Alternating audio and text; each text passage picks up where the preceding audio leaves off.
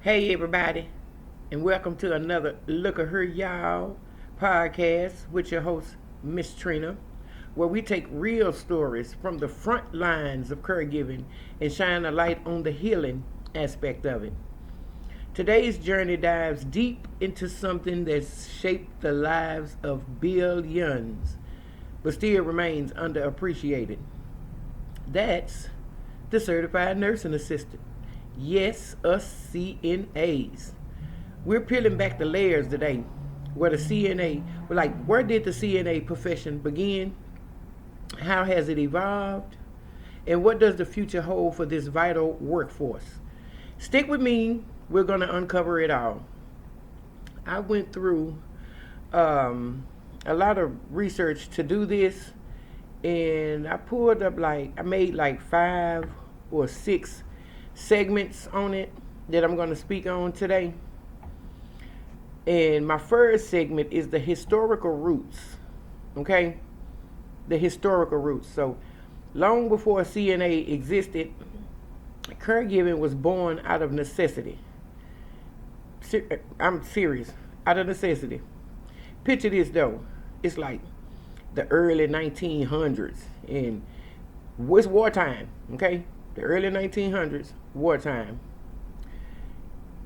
Women were tending to like wounded soldiers, families stepping up during the 1918 flu pandemic when homes became makeshift hospitals. But can you see that though? Can you see that 1900, 1918, and they're in the middle of a war and a pandemic, and people are sick and dying and need help? So yesterday we were out, playing out in the yard with the fiddle and singing and dancing, and today Uncle Thomas got the Spanish flu, and everybody in the house is affected now. So this 2-story house turns into a hospital. Okay? Every room turns into a convalescent center. Really. I knew it was hard back then because they don't have the modern conveniences that we have today. So, them was a productive people. Because I couldn't see myself in 1900, 1918, with today's mind. In 1900, 1918, trying to take care of all these men and all these women that's sick, and babies too, that's sick, with this flu pandemic that's going around the United States. Girl, shoot. Baby, I'd have been too sick myself. too sick and done, okay? Now, back then, care wasn't no title. It was survival, okay? Local, maternal, urgent, but without structure or recognition. So, fast forward to the 1980s, okay? When nursing home scandals shook the public. That's when OBRA, OBRA 87 stepped in. And I'm going to give you some background on the OBRA Act when I finish with this complete podcast, because I found this information right at the end when I know I could have placed it somewhere off in there, but it's better to put it at the end because that way, I'm not going to say it's a longer presentation, but it is a little piece. So, with that being said, we're going to move to segment 2, okay? Certification and legislation. Like I said, OBRA 87 stepped in, and they started demanding standards and accountability. Suddenly, compassion just wasn't enough. You needed competency, you needed training, and you needed certification. And just like that, the CNA was formally introduced, bringing both bringing 3 things: pride, respect, and responsibility. And for all you them Roosevelt Mustangs out there, you know what I'm talking about. Pride, respect, and responsibility. Now we're going to go into segment 3, which is the CNA identity. Okay? So, what makes a CNA different? We're not just caregivers. We're documenters. We're listeners. We're lifelines. Okay? It's helping someone shave when their hands don't work. It's remembering their favorite blanket or their favorite game to play. It's offering calm when anxiety just be hidden. It's clinical precision mixed with quiet wisdom, quiet and emotional wisdom. That balance is where the CNA magic lives, and it does. Because, like I said before, within an 8 hour period, 12-hour period, we have to be 19 different people on top of the CNA that we are. Now, if you can handle that, that's all right there. That's pretty good. But if you can't, like I said, check out my other videos. I got tools for people that just can't cope no more. For real. Because I had to use them myself. I had to invent ways, invent things to keep my mind and my heart interested in what I love to do, which was nursing, which was being a CNA.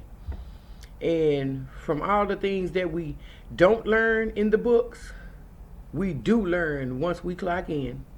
We have to learn once we clock in, because that makes for a smooth day for us and a better day for our residents. Now, segment 4 is the emotional weight. Yeah, and I say this with so much trepidation, but it's the emotional weight. Yeah, we need to talk about the emotional labor. You know, because CNAs often witness decline and death. I mean, we do. We just ain't no way around it. We witness that sometimes daily. Sometimes daily. Because, you know, in a facility, they always say when people go, they go in threes.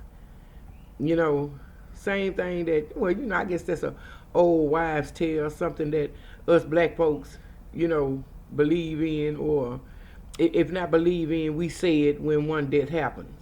Okay? So, with that being said, we have to navigate our grief without glamour, holding space for dignity at the end of life. You know, because when a person passes in a facility, we, as the CNAs, we have to be the one to prepare them for the nursing home to come and get them. You know, and that means just totally post-mortem care. And if you're a CNA, you know what I mean by that. I'm not going to get into it, but we have to perform post-mortem care. And one thing that I used to love when I worked at Millbrook Nursing Center in Lancaster, one thing I used to love was when we had a resident to pass, we all would stand at the door in a single file line, sometimes 2 lines. And when the funeral home, where the funeral home workers, when they bring the body out, we sing them out the door to the funeral home car. I love that about Millbrook. I really did. I miss my facility. I do. And the reason why I left is because I was offered a better job, and I was offered a actual position. So I took that, and I was too happy in that position, baby. That was my lead training CNA. Yeah, you can't get no better than that.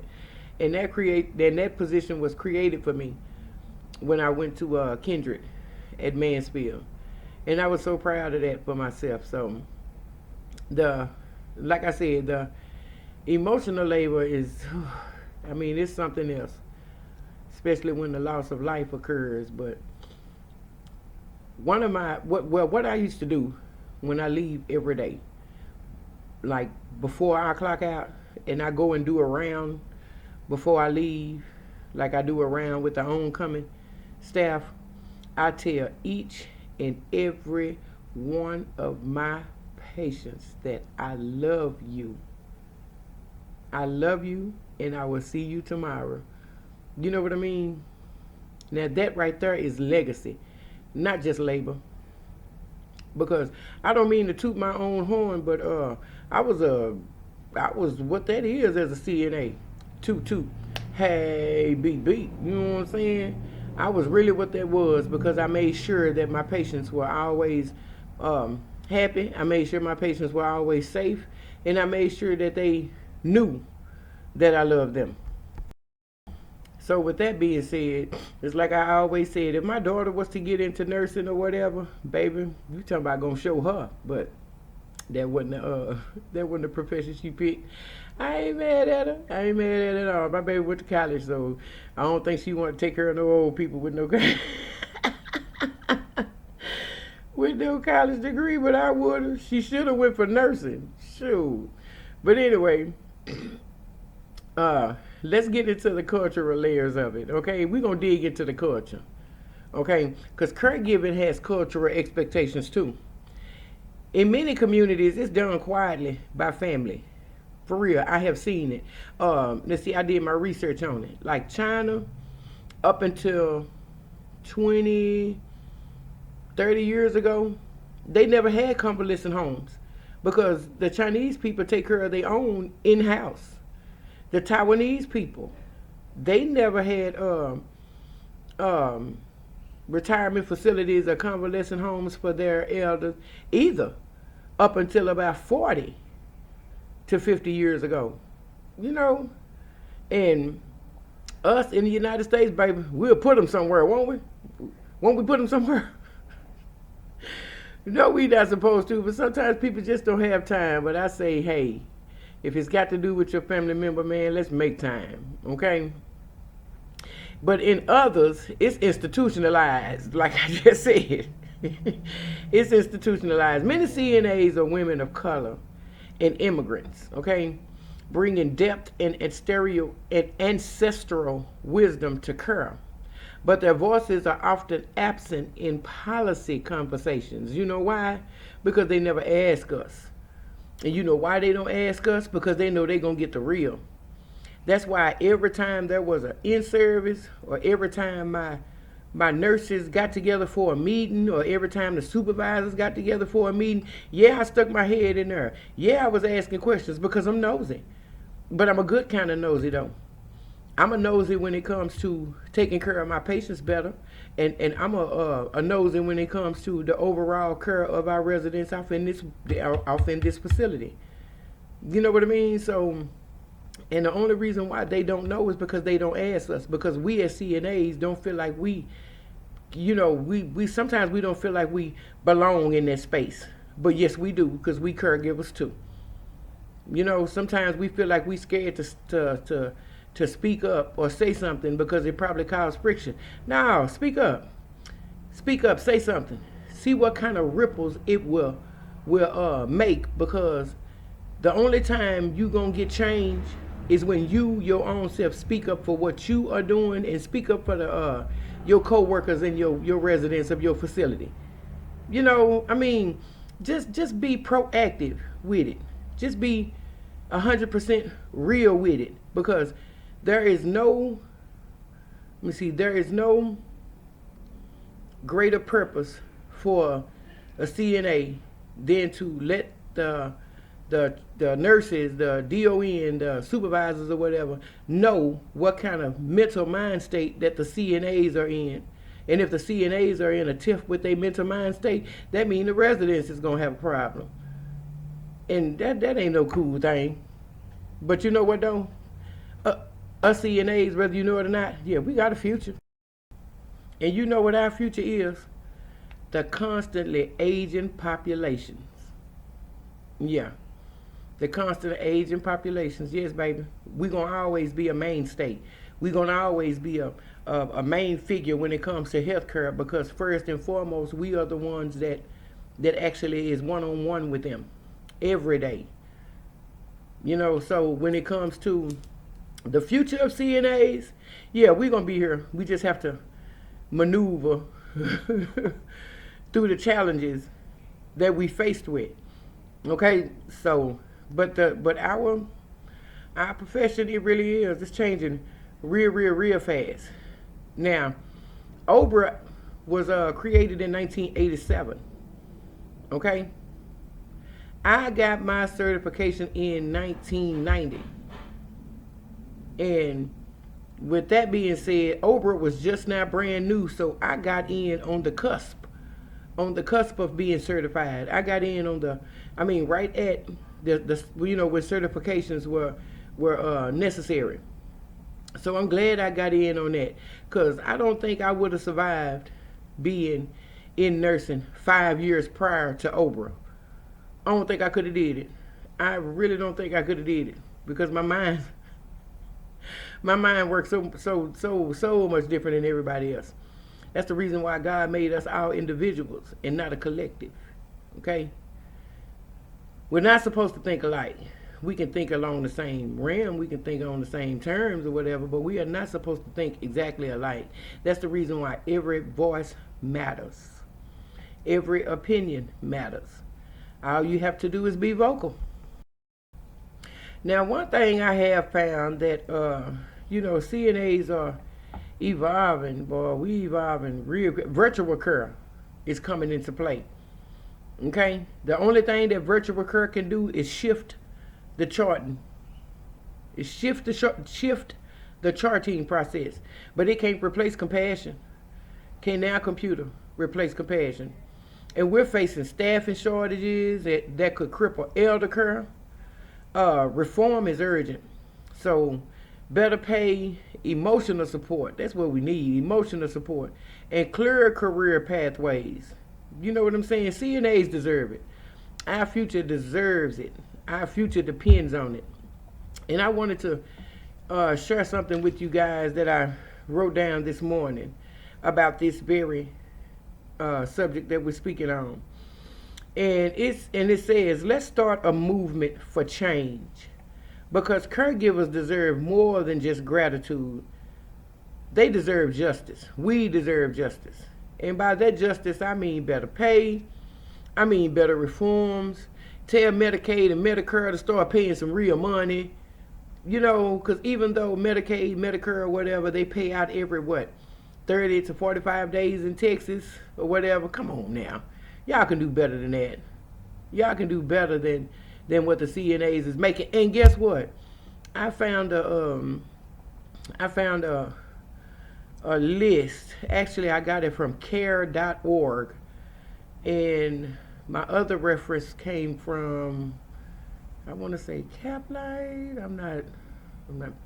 I don't have it right in front of me, but yeah, man, these people out here making some bread. Okay, as CNAs, as traveling CNAs. So, but don't travel. Please go to our nursing homes. Please help us in the facilities. Please, I know travel nurses make a lot of money. I know travel CNAs make that bread. I know y'all do, but we need y'all here, right here in Texas. You know what I'm saying? Let the people in Connecticut and New Hampshire and New York and wherever they be sending y'all, let them take care of their own folks while we Texans down here take care of ours. Now, I know they probably sound, I probably know they probably sound messed up or whatever, but come on, y'all. Let's start first by taking care of our own before we go out of state and be trying to take care of somebody else. Man, girl, gone. Anyway, and I want to say that to say this. This is my close, and let me go ahead and close so I can get this other information to you. The discovery of the CNA profession isn't just historical. It's emotional, social, and deeply personal. So to every CNA out there, your work has shaped America's healing more than you could know, okay? And more than history has acknowledged. And to those listening, if you've ever benefited from a CNA's care, remember, that's a legacy you've touched. Thanks for tuning in, y'all. Until next time, stay kind, stay rooted, and keep rewriting the narrative. Keep rewriting the narrative, because we CNAs, we are the backbone of nursing. We are the backbone of caregiving. So just remember that the care you give matters, and so do you. Okay? So when all else fails, if you can't do nothing else, if there's nothing else that you can do, nothing else you can think of, come on, get on back to my videos. come on back and see my videos. I have interesting topics on CNAs, on caregiving, on burnout, on emotional go bag. I got a lot of good stuff going on. Now, probably the only reason why y'all not tuning in is because my videos don't so-called pop. But yes, they do. The information pop if you open it up and listen to it. If you open it up and watch, and you can share it with other caregivers, and you can share it with other people that you feel needs this information that I'm sharing. So, until then, honey, continue to care for each other, continue to love each other.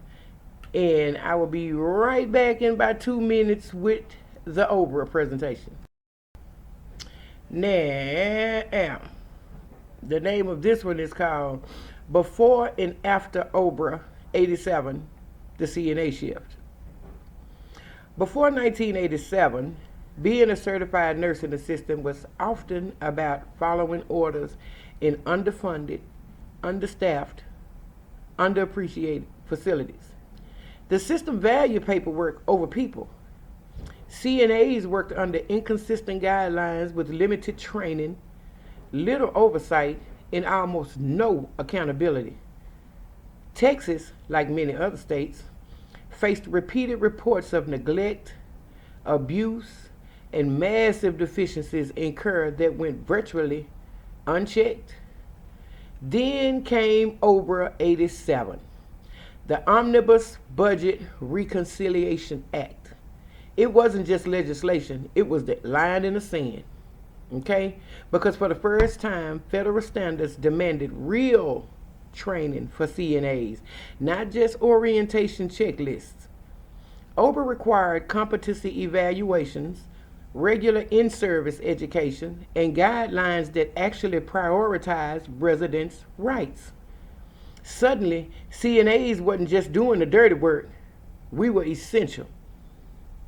We became the protectors of dignity, advocates for safety, and the eyes and ears of ethical care. So in Texas, that meant increased regulation, stronger surveys, and a push for facilities to actually listen to frontline caregivers. The CNA became not just a job title, but a voice. Today, that voice continues to evolve, but let's be clear. We owe a lot to OBRA 87. And as CNAs face new challenges like staff shortages, burnout, shifting healthcare systems, we must remember what reform looks like. We must remember what reform looks like and how much more it is still needed. Especially here in Texas, people. You know, because this is my home state. This is where I live. This is where I know where the stuff go down at. You know what I'm talking about? And we do. Because I have heard so many of my caregivers, my CNA, my ex-co-workers, let me say it like that. They were too vocal. Because I'm like, shoot, I've been gone for what, 5-6 years out of it? You mean to tell me it didn't got that bad? But trust me, it's not about a paycheck, baby. It's about the lives you touch. And that's just serious. It's about the lives you touch. So with that being said, thank God for OBRA 87. Thank God for the right to be able to take care of our Texas residents. And thank you guys for listening. Thank you guys for watching. And like I said, like, comment, and subscribe. Leave me some questions. Leave me some feedback. Tell me what you think of my videos. So with that being said, y'all have a wonderful day. Posting this one right now.